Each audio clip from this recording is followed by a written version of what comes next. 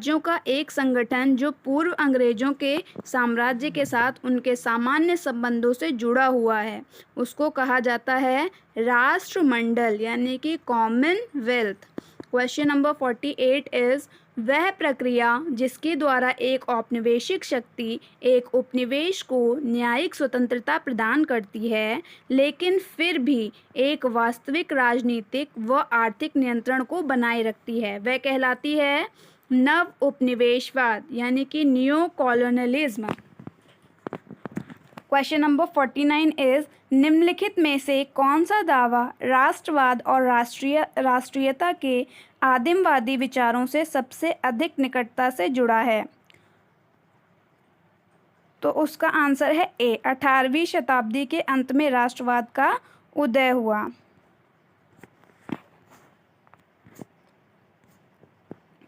Question number 50 is शक्ति प्रभावित करने की क्षमता है, किसने कहा था? ये कहा था रॉबर्ट ए दहल ने। जो शक्ति है वो प्रभावित करने की क्षमता रखती है, ये कहा गया था रॉबर्ट ए दहल के द्वारा। क्वेश्चन नंबर 51 इज निम्नलिखित में से किसने पारंपरिक करिश्माई और कानूनी तर्कसंगत प्राधिकरण की अवधारणा दी? तो वो थे max weber. Question number 52 is किसने कहा था कि राजनीतिक सत्ता के लिए संघर्ष है? जो राजनीति है वो सत्ता के लिए संघर्ष है, ये कहा था मार्गेनथाउ ने। Option A. Question number 53 is प्राधिकरण को इस प्रकार परिभाषित किया जा सकता है, जो प्राधिकरण है उसको कैसे परिभाषित किया जा सकता है? वैध शक्ति के रूप में उसको परिभाषित किया जा सकता है। क्वेश्चन नंबर 54 इज पॉलिटिक्स शब्द की व्युत्पत्ति किससे हुई है? तो जो पॉलिटिक्स शब्द है इसकी व्युत्पत्ति हुई है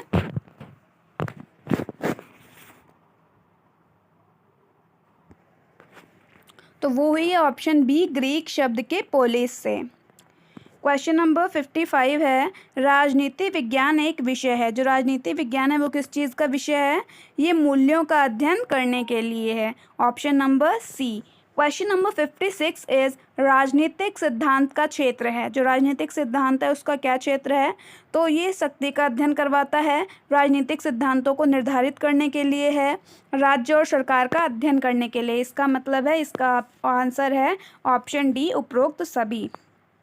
क्वेश्चन नंबर 57 इज मनुष्य स्वभाव से एक सामाजिक और राजनीतिक प्राणी है, ये किसके दर्शन की आधारशिला है? मतलब ये किसने कहा है, किसका ये मानना है? तो आंसर है अरस्तु। अरस्तु के द्वारा कहा गया है कि मनुष्य स्वभाव से एक सामाजिक और राजनीतिक प्राणी है।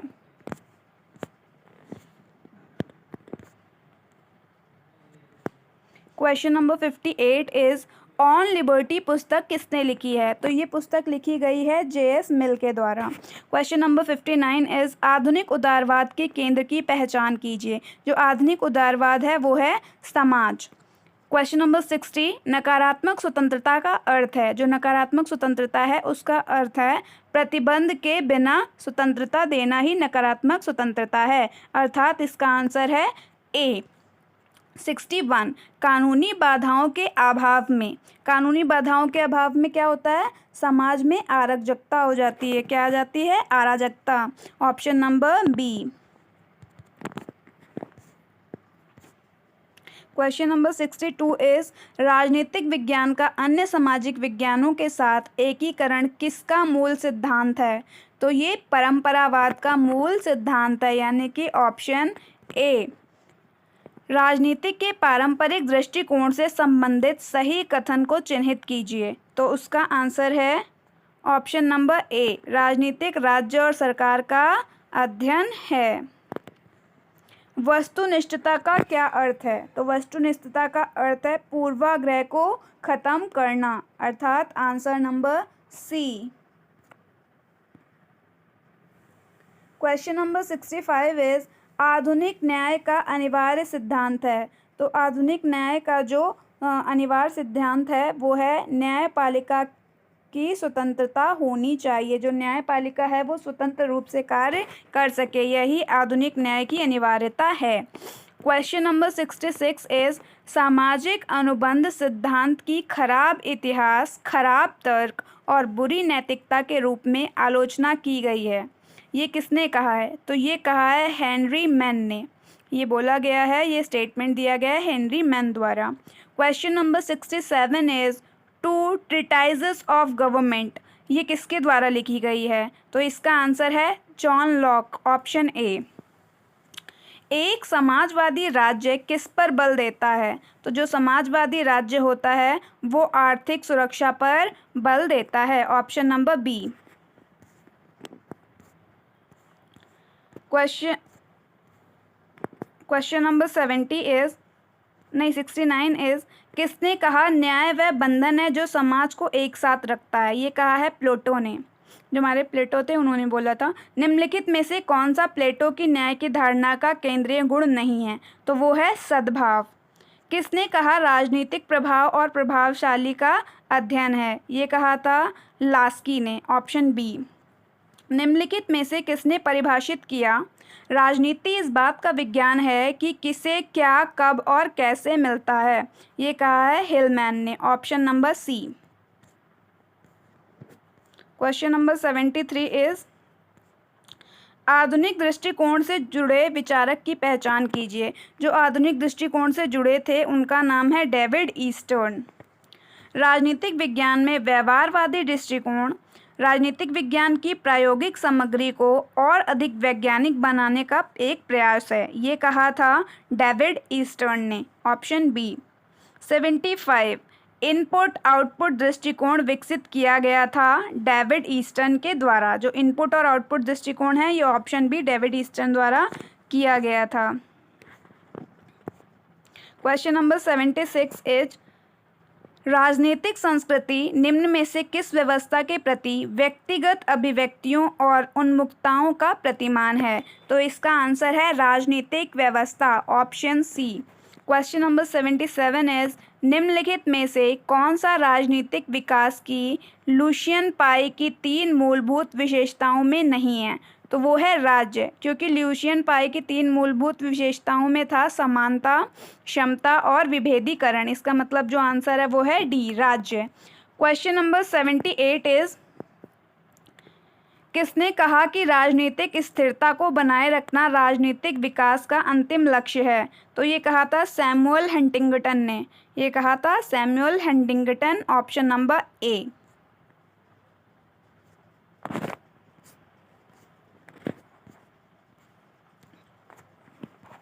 क्वेश्चन नंबर 79 इज अधिकारों के कानूनी सिद्धांत के प्रतिपादक हैं ऑस्टिन, ऑप्शन नंबर सी। किसने कहा अधिकार सामाजिक जीवन की वे परिस्थितियां हैं जिनके बिना कोई भी व्यक्ति अपने आप को सर्वश्रेष्ठ नहीं बना सकता? ये कहा है प्रोफेसर लास्की ने। किसने कहा अधिकार समाज द्वारा मान्यता प्राप्त और राज्य द्वारा लागू किया गया दावा है? ये कहा है बोसानक्विट ने, option C. Question number 82 is liberty शब्द लिबर से लिया गया है, जो कि एक लैटिन भाषा का शब्द है, यानी कि ऑप्शन नंबर ए, लिबर्टी जो है लैटिन भाषा से लिया गया है। क्वेश्चन नंबर 83 इज राज्य की उत्पत्ति के सिद्धांत में राजनीतिक चेतना एक कारक है विकासवादी सिद्धांत का, यानी कि option number D. Question number 84 is नीचे दिए गए सूचीबद्ध कार्यों में से कौन सा एक राज्य के अनिवार्य कार्यों की श्रेणी में आता है? तो वो है स्वास्थ्य और चिकित्सा राहत की सुविधा, यानी कि option number B. Question number 85 is कल्याणकारी राज्य द्वारा किए गए सुरक्षात्मक कार्यों में से एक है।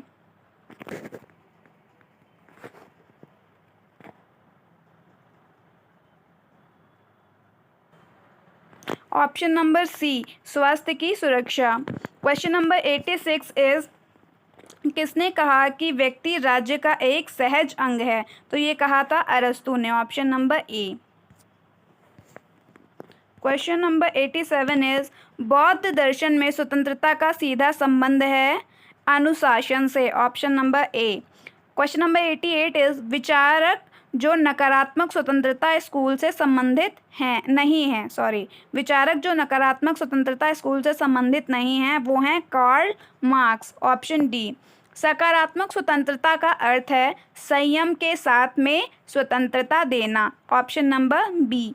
क्वेश्चन नंबर 90 इज ये कथन कि प्राकृतिक रूप से सभी पुरुष समान हैं, ये किसके द्वारा दिया गया है? तो ये दिया गया है ऑप्शन ए हॉब्स के द्वारा। प्राकृतिक रूप से सभी पुरुष समान है, ये कहा गया है हॉब्स के द्वारा। क्वेश्चन नंबर 91 इज देश के संसाधनों को खोजने और उपयोग करने के लिए राजनीतिक व्यवस्था की क्षमता और शक्तियों में वृद्धि को कहा जा सकता है राजनीतिक विकास। Option number A. 92 राजनीतिक समाजीकरण का पहला महत्वपूर्ण कारक कौन सा है? तो वो है परिवार। Option number D. Question number 93 is राजनीतिक उप संस्कृति किसका अंग है? जो राजनीतिक उप संस्कृति है वो किसका अंग है? तो वो है राजनीतिक संस्कृति का, यानी कि पॉलिटिकल कल्चर का।